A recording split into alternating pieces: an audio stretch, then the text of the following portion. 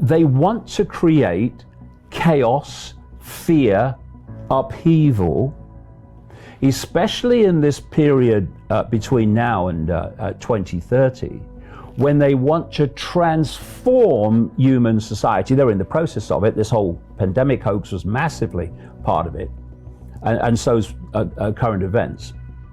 Now, while they're doing that, they want the population looking in the other direction. They don't want them sitting back and connecting the dots. They want them constantly reacting to chaos, upheaval. And that's why we've gone seamlessly, and it seems to be like another random event. It's not. It's all part of the same progression, what I call the totalitarian tiptoe.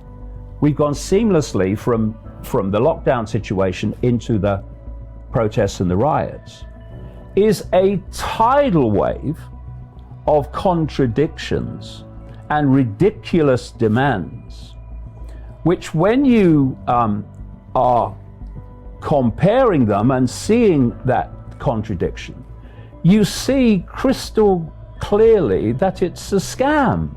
And then overnight, thousands of people are shoulder to shoulder in protests, and suddenly it's not such a big deal anymore.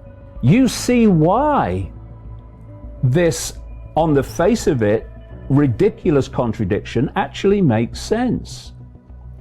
The common denominator of everything that happens in the world is, does it serve the agenda of this global cult that I've been exposing for 30 years, or does it not serve the agenda?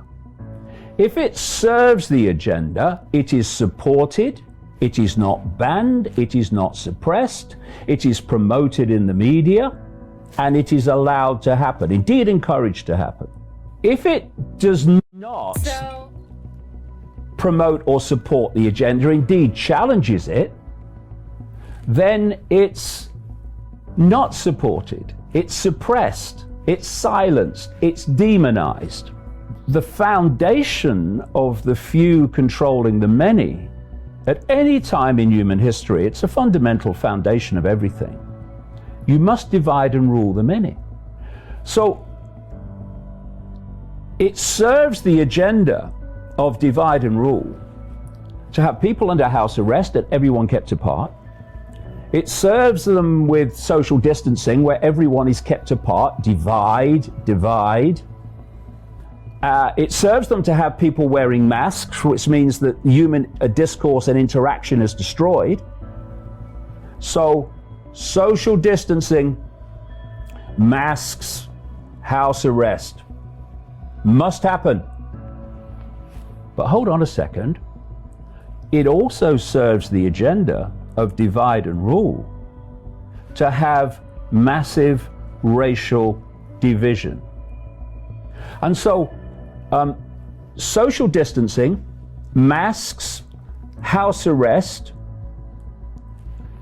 is followed by no social distancing in the riots and the protests, but because both serve the agenda of divide, you have this apparent contradiction of social distancing imposed and then social distancing completely ignored. It's not a problem.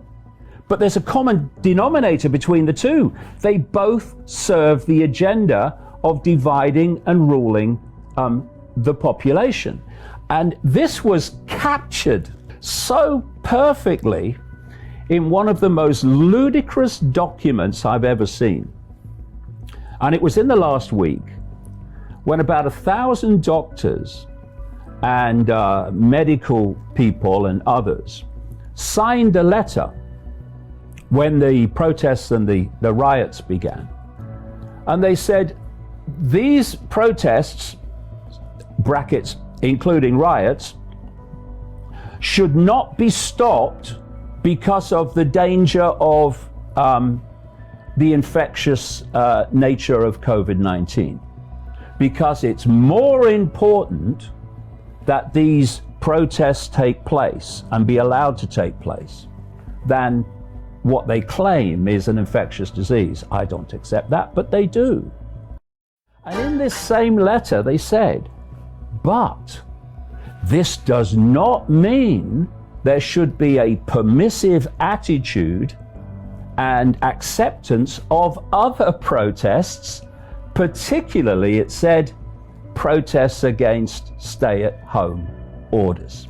So in that one letter, you had this ridiculous contradiction that it's okay to protest without social distancing, but only if you protest here against this, but other protests, it's not. It's still dangerous.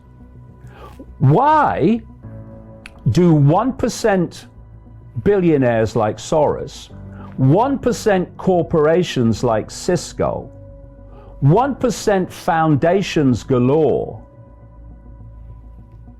fund Black Lives Matter when they could not give a shit about black people or any other apart from themselves? Why would they do that? Now here's an irony of ironies.